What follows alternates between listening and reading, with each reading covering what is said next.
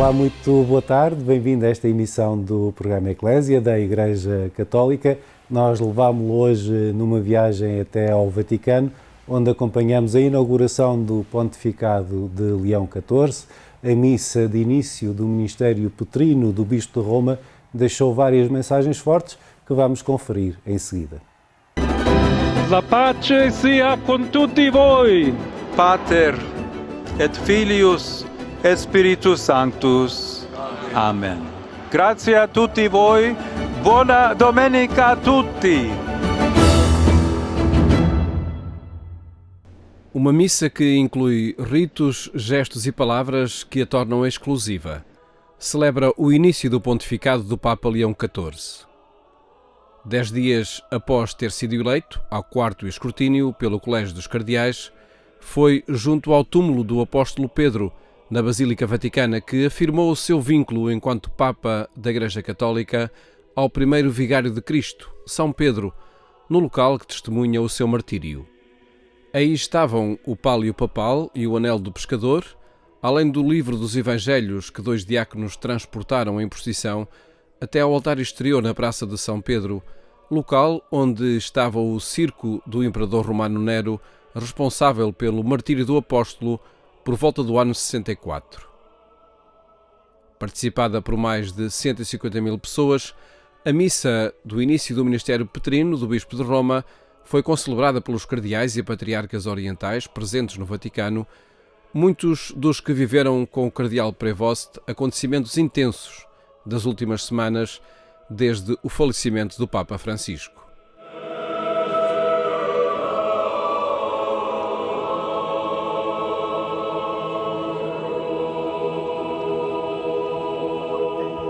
La morte di Papa Francesco ha riempito di tristezza il nostro cuore.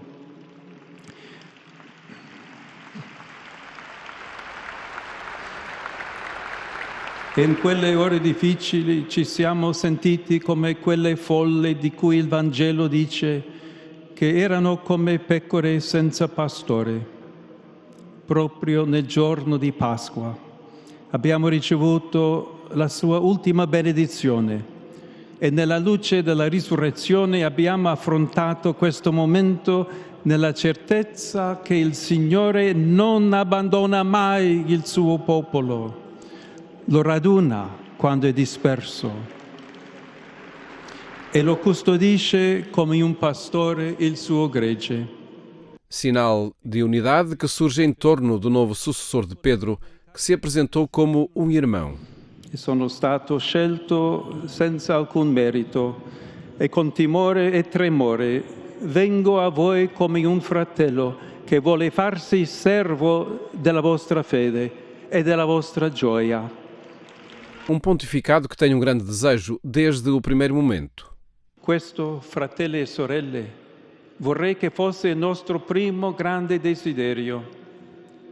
Una Chiesa unita, segno di unità e di comunione, che diventi fermento per un mondo riconciliato. Horizontes para um pontificado, expressos também nos ritos que marcaram esta celebração. Primeiro com a entrega do pálio, símbolo do bispo como bom pastor e ao mesmo tempo do cordeiro crucificado para a salvação da humanidade. Simbolismo que Leão XIV transforma em programa para o seu pontificado. A Pietro dunque è affidato il compito di amare di più e di donare la sua vita per il gregge. Il ministero di Pietro è contrassegnato proprio da questo amore oblativo, perché la Chiesa di Roma presiede nella carità e la sua vera autorità è la carità di Cristo.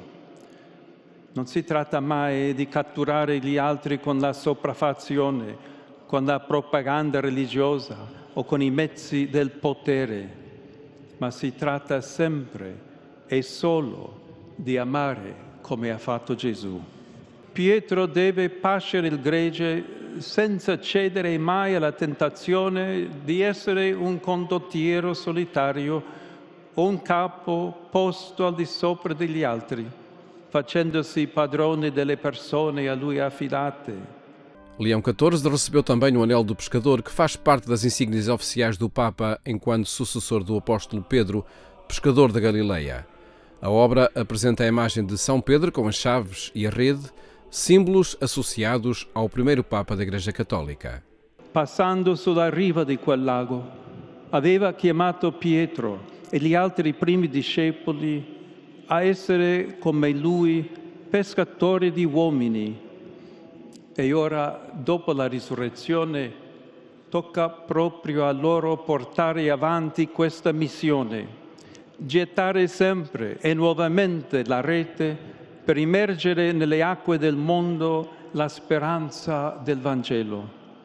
Navigare nel mare della vita perché tutti possano ritrovarsi nell'abbraccio di Dio. Um programa que Leão XIV deseja implementar na atualidade com as circunstâncias que transporta, onde sobressaem marcas de diferentes discórdias. In questo nostro tempo vediamo ancora troppa discordia, troppe ferite causate dall'odio, dalla violenza, dai pregiudizi, dalla paura del diverso, da un paradigma economico che sfrutta le risorse della terra ed emargina i più poveri. E noi vogliamo essere dentro questa pasta un piccolo lievito di unità, di comunione, di fraternità. Noi vogliamo dire al mondo con umiltà e con gioia: guardate a Cristo. Um plano que o Papa enfrenta com espírito missionário e na disponibilidade para acolher todos. Questo è lo spirito missionario che deve animarci, senza chiuderci nel nostro piccolo gruppo, né sentirci superiori al mondo. Siamo chiamati a offrire a tutti l'amor di Dio, perché si realizzi quell'unità che non annulla le differenze, ma valorizza la storia personale di ciascuno e la cultura sociale e religiosa di ogni popolo. Ao longo da celebração de início do pontificado, cardeais de diferentes regiões do mundo, um diácono, religiosas e religiosos, um casal e 2 jovens, afirmaram esse propósito da unidade num rito simbólico de obediência ao Papa. No ambiente da Praça de São Pedro, outras particularidades ficam na história deste início do pontificado, como a presença da imagem Nossa Senhora do Bom Conselho, do santuário que o Papa visitou após ter sido eleito.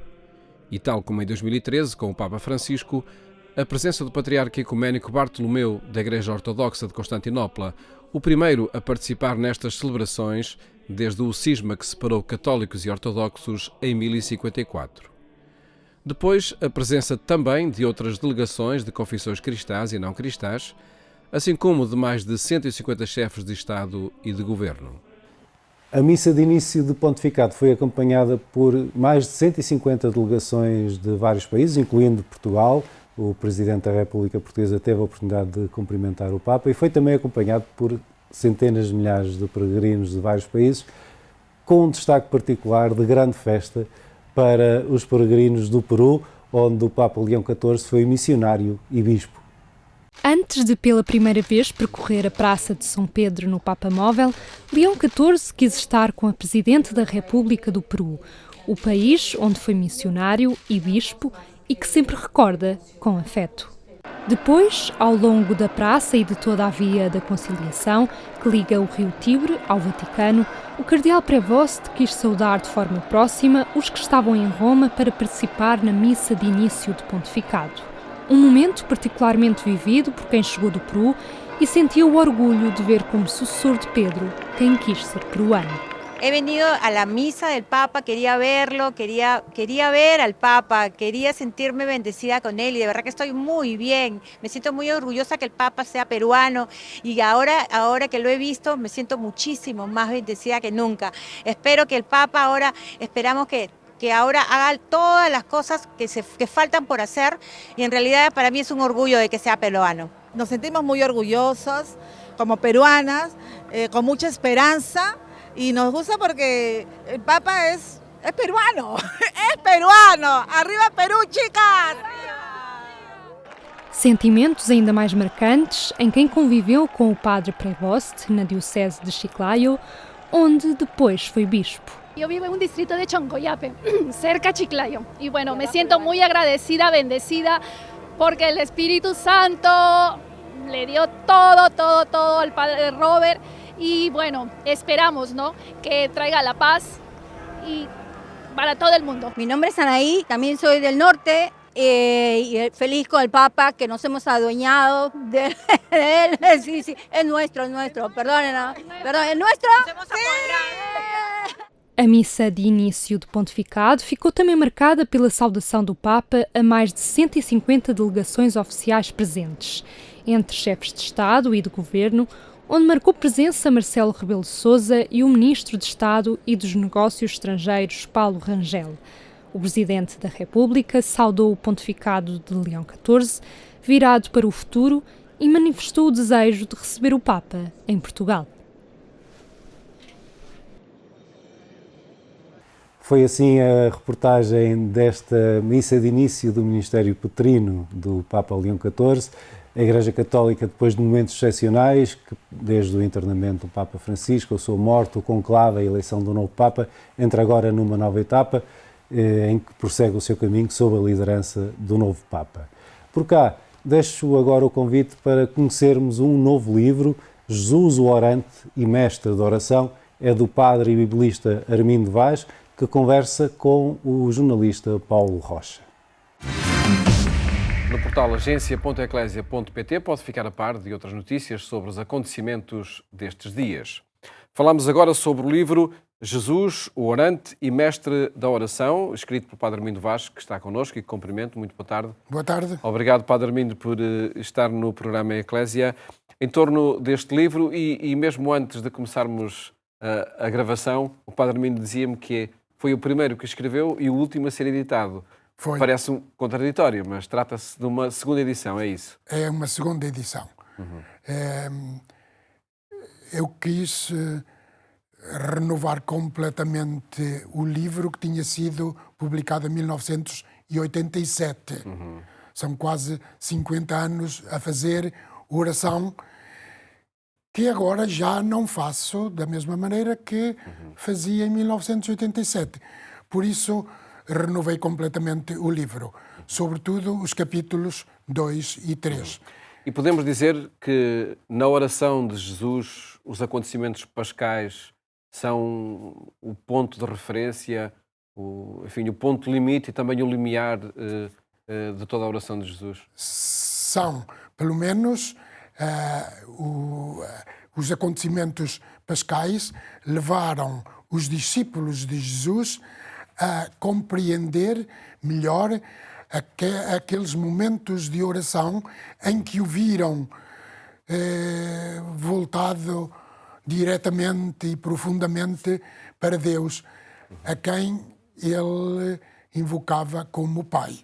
Sem dúvida que, então, os acontecimentos pascais foram o momento de aprofundamento e de renovação da própria oração dos discípulos, que até ali já tinha sido alimentada pela própria oração de Jesus e pela oração que Jesus lhes tinha ensinado, mas desde o momento em que sentiram vivo, ressuscitado, aquele Jesus que eles tinham conhecido historicamente, então a sua oração assumiu outras proporções. Essa é a experiência dos discípulos de Emaús nesse encontro com o ressuscitado? Sem dúvida. Eles terminam esse encontro em oração. Fica conosco, porque se faz tarde. É uma oração que eu já sinto poder fazer, porque se faz tarde na minha existência. Sinto cada vez mais vontade de rezar. Fica comigo, Senhor. Fica comigo nos momentos bonitos e nos momentos dramáticos da minha existência. Fica comigo nos meus problemas, nas ambiguidades da minha vida, mas fica também comigo nos bons sucessos, naqueles momentos em que eu sinto vontade de viver mais e ainda melhor. É assim que se reza, com essas palavras que o Padre Armindo está a preferir? Pelo menos pode-se rezar também com essas palavras. E o específico da oração cristã, onde é que encontramos? Este livro quis ser quando eu o restaurei completamente, e quer ser um contributo para a renovação da oração cristã. A melhor maneira de a renovar é rezar com Jesus. Rezar como Jesus rezou. Agora aí, porém, encontramos-nos com uma questão aguda, que é esta: quem pode rezar como Jesus? E quem ouviu rezar, quem sentiu aquilo que Jesus dizia a Deus? Como penetrar na intimidade do Jesus orante para perceber como e o que Jesus rezava? A resposta é, sem dúvida, é difícil, mas por outro lado, os discípulos viram que Jesus rezava e Jesus ensinou-os a rezar. Portanto, podemos captar algo da oração de Jesus. Podemos saber minimamente, captar ao menos minimamente o espírito da oração de Jesus e rezar com esse espírito. E de que forma é que se reza com esse espírito de facto? É através de uma oração de petição, muito, enfim, a solicitar, a pedir alguma coisa, ou é com outra atitude? Essa oração, como a de Jesus, pode ter muitos aspectos e muitas formas, também muitos conteúdos. Sem dúvida, oração de petição, mas também oração de louvor, oração de ação de graças, oração de lamentação. Todas as formas de oração são boas diante do Deus de Jesus. Quisera eu rezar ao Deus a quem Jesus rezou. Como ficar diante de facto dessas diferentes formas de oração, de forma muito pragmática, a oração de petição nem sempre, de facto, acontece aquilo que se pede. Que relação estabelecer então entre o pedir e recebereis, que tanto é afirmado na Bíblia? É o grande problema da eficácia da oração cristã. De facto, faz angústia e problemas a muitos cristãos que reagem. Andamos há 2000 anos a rezar pela paz, pelo fim da guerra, pelo fim da fome no mundo. Andamos a rezar para sermos todos irmãos e não o conseguimos. Então, a oração cristã não serve de nada. É como estar a clamar diante de um muro mudo. A resposta é: a oração cristã é eficaz. E podemos dizer, se ela é bem feita, no espírito da oração de Jesus, é uma oração sempre eficaz. Só que temos que perceber que a eficácia da oração, isto é, a resposta de Deus à nossa oração, não faz sempre o mesmo caminho que a nossa petição e a nossa súplica fez dirigindo-se a Deus. Nós pedimos coisas boas, materiais, a libertação de uma doença, da dor, etc. Mas Deus pode nos responder por outro caminho. E podemos ter a certeza que é sempre o melhor caminho esse da resposta de Deus? É, na medida em mesmo que seja incompreensível. Mesmo que não aconteça a libertação total da dor, cuja a libertação eu pedi a Deus, eu posso sentir-me atendido. E sem dúvida, então, a oração, a eficácia, sem dúvida, então, a resposta de Deus à nossa oração foi eficaz. Mas em que sentido?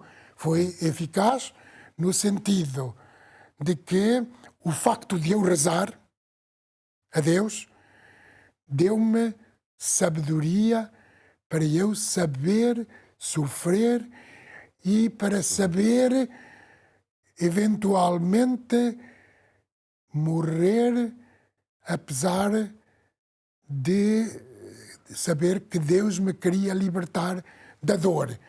Não me libertou porque não encontrou o mediador eficiente, isto é, a eficácia da medicina que me pudesse libertar.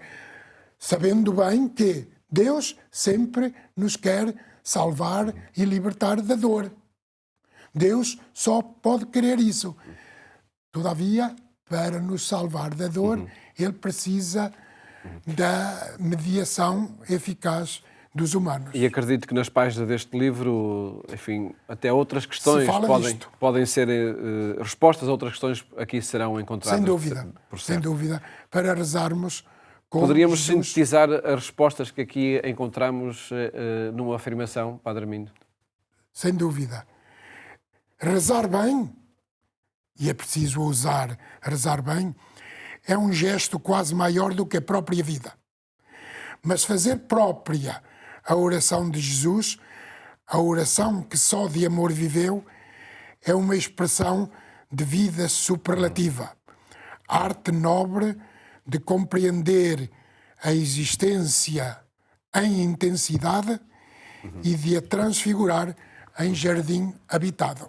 O início à leitura do livro, que aqui é sugerido pelo Padre Armindo e que agradeço ter estado no programa Eclésia a apresentar esta sua última edição de Jesus Orante e Mestre de Oração. Muito obrigado. E com esta sugestão de leitura, Jesus, o Orante e Mestre de Oração, do biblista e Padre Armindo Vaz, chega ao fim esta emissão do programa Eclésia da Igreja Católica.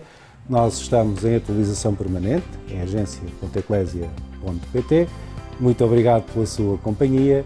Até amanhã, se Deus quiser.